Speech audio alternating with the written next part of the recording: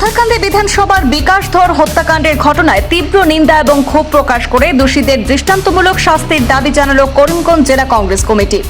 আজ শুক্রবার জেলা কংগ্রেস সভাপতি তাপস পোরকাস্তের নেতৃত্বে একটি প্রতিনিধি দল উত্তর করিমগঞ্জের বিধায়ক জাকারিয়া আহমদ পান্নাকে সঙ্গে নিয়ে জেলা আয়ুক্ত প্রদীপ কুমার দ্বিবেদীর কাছে একটি স্মারকলিপি প্রদান করেছেন। সেই স্মারকলিপিতে বিকাশ ধর হত্যাকাণ্ডের সঙ্গে জড়িত প্রত্যেক অভিযুক্তের বিরুদ্ধে কঠোর আইনি ব্যবস্থা গ্রহণ এবং দ্রুত বিচার প্রক্রিয়ার মাধ্যমে সর্বোচ্চ শাস্তি নিশ্চিত করার দাবি জানানো হয়েছে। অভিযুক্তদের গ্রেপ্তারে প্রশাসনের পদক্ষেপে সন্তোষ প্রকাশ করেছে জেলা কংগ্রেস। একই সঙ্গে হত্যাকাণ্ডের পর প্রতিবাদ এবং নিন্দার নামে বিভিন্ন এলাকায় হামলা, ভাঙচুর, অগ্নিসংযোগ এবং সম্পত্তি নষ্টের যে অভিযোগ উঠেছে সেগুলিরও নিরপেক্ষ তদন্তের দাবি জানানো হয়েছে। নিরীহ মানুষের জীবন এবং সম্পত্তির নিরাপত্তা নিশ্চিত করতে প্রশাসন এবং পুলিশকে কার্যকর পদক্ষেপ নেওয়ার আহ্বান জানানো হয়েছে করিমগঞ্জ কংগ্রেসের পক্ষ থেকে। করিমগঞ্জ কংগ্রেসের পক্ষ থেকে বলা হয়, শান্তি, আইন শৃঙ্খলা এবং সাম্প্রদায়িক সম্প্রীতি বজায় রাখা অত্যন্ত জরুরি। কোনো ব্যক্তি বা গোষ্ঠী যাতে বিদ্বেষ বা উত্তেজনা ছড়িয়ে পরিস্থিতি অশান্ত করতে না পারে সেদিকে প্রশাসনকে কঠোর নজর রাখার আহ্বান জানানো হয়। বিকাশ ধর কাণ্ডে নিরপেক্ষ তদন্তের পাশাপাশি এই ঘটনার পরবর্তী পরিস্থিতিতে হামলা এবং সম্পত্তি নষ্টের অভিযোগে যথাযথ তদন্ত করে দোষীদের বিরুদ্ধে আইনানুগ ব্যবস্থা নেওয়ারও দাবি জানিয়েছে জেলা কংগ্রেস। পরে সাংবাদিকদের মুখোমুখি হয়ে গোটা বিষয় নিয়ে প্রতিক্রিয়া জানান জেলা কংগ্রেস সভাপতি তাপস পোরকাস্ত এবং আইনজীবী জ্যোতিষ পোরকাস্ত। কমিশনারের কাছে এসে আমরা একটি স্মারকপত্র দিয়েছি যে বাজারিছড়া, পাথারকান্দি বাজারিছড়ায় যে ঘটনা হয়েছিল, বিজেপির বুথ কমিটির সভাপতি বিকাশ ধরকে যেভাবে নির্মমভাবে হত্যা করা হয়েছে তারই পরিপ্রেক্ষিতে আমরা এখানে মেমোরান্ডাম দিয়েছি যে দোষীদের যাদেরকে ধরা হয়েছে তাদেরকে অবিলম্বে কঠোর শাস্তি প্রদান করতে হবে। তারপর যারা নিরপরাধ আছেন তাদেরকে কোনোভাবে হয়রানি যাতে করা না হয় এবং যাদেরকে দোষীদের ধরা হয়েছে তাদের সাথে লিঙ্কে আর কাউ আছে কি না সেটাও পুলিশ প্রশাসনকে দেখতে হবে, কি হয়েছে কি না। আজকে দেখুন, বিকাশ ধর তিনি যে কোনো দল সংগঠন করুক না কেন, তিনি আমাদের এই জেলার, এই শ্রীভূমি জেলার তিনি একজন স্বনামধন্য ব্যক্তি।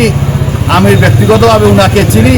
আমার খুব মনে লেগেছে যে এইভাবে নির্মমভাবে ওনাকে হত্যা করা হলো। আজকে আমার দলেরও কাউকে করা হতে পারতো বা পারবে কিছুদিন পরে, সেটা আমরা মানা যায় না, কিছুতে আমরা মানতে পারি না। আমরা যে কোনো দলের থাকি, যে কোনো সংগঠনের থাকি। তাই আমি এখানেও বলেছি যে এই দোষীদের ব্যক্তিদের শাস্তিকে আমি মনে করি যে দু একজনকে যদি ফাঁসিতে ঝুলানো হয় তারপর সব ঠিক হয়ে যাবে, এরকম ঘটনার কোনো পুনরাবৃত্তি না হোক, সেটাই আমার কথা ছিল। যদিও আপনি বলেছেন যে দল সংগঠনের ঊর্ধ্বে আপনি এসেছেন, তাহলে এত লেটে কেন আসলেন? না, এটা বলেছি 3 আগস্ট ছিল, আমরা ব্যস্ততা ছিলাম এবং আমাদের 2 বিধায়ক গুয়াহাটিতে ছিলেন। তার জন্য আমাদের 2-4 দিন দেরি গেছে। 15 তারিখের ঘটনা, আজকে 21 তারিখ চলছে, বেশি দিন দেরিও হয়নি। তার আগে আমি সংবাদ মাধ্যমে আমি দীক্ষা জানিয়েছি আপনাদের।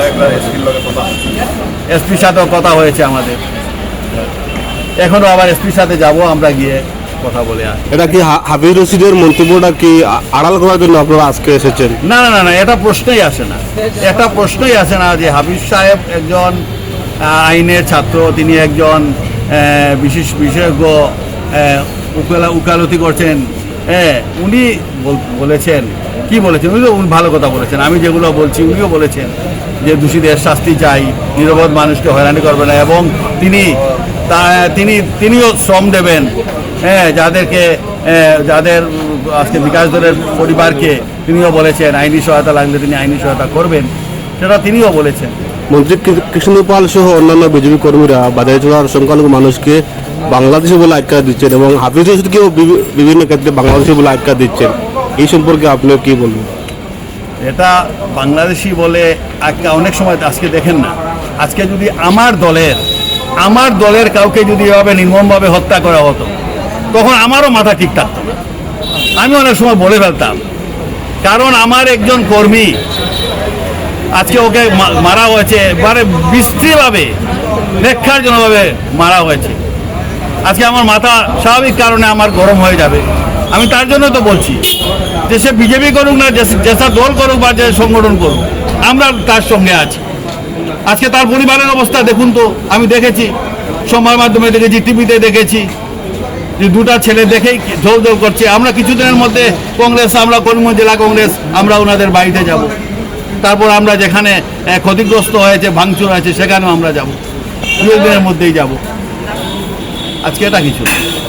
হাফিজ রশিদের মন্তব্যকে আড়াল করতে আমরা এসেছি না। আমি সম্মানিত সাংবাদিক বন্ধুদের কাছে জানতে চাই, হাফিজ রশিদ আপনাদের দৃষ্টিভঙ্গিতে কি এমন মন্তব্য করলেন যে মন্তব্যকে আড়াল করার দরকার পড়লো আমাদের? হাফিজ রশিদের মন্তব্যটা আপনারা ভালো করে লক্ষ্য করুন। তিনি বলেছেন এই নৃশংস হত্যাকাণ্ডের সঙ্গে জড়িতদের শাস্তি হোক। তিনি বলেছেন তাদেরকে আইনের আওতায় আনা হোক। তিনি বলেছেন এই অসহায় পরিবারকে আমি আইনি সহায়তা বিনা পয়সায় নিকটে আমি আইনি সহায়তা দেব। তিনি বলেছেন তার সঙ্গে বাংলাদেশি সাজানোর কাজটা হলো এফটি কোর্টের, ফরেনার ট্রাইব্যুনালের আইনের।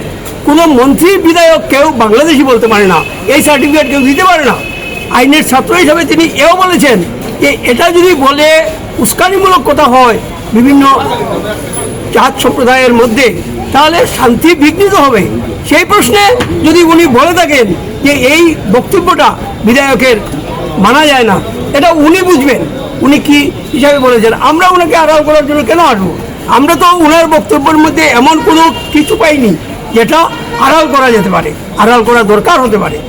জেলা কংগ্রেস মনে করে হাফিজ রশিদ আহমেদ চৌধুরীর বক্তব্য সেই দিনের বক্তব্য যথার্থ ছিল, এবং বাকি এমএলএদের বক্তব্য সম্পর্কে আমার জেলা কংগ্রেসের কী ভূমিকা, সেই অগ্নিগর্ভ মুহূর্তে, সেই অশান্তি অসহায় মুহূর্তে তারা কি বলেছেন, সেটাকে আমরা আমাদের জেলা কংগ্রেস সভাপতি বলেছেন, আমরা এই সভাপতির বক্তব্যের সঙ্গেই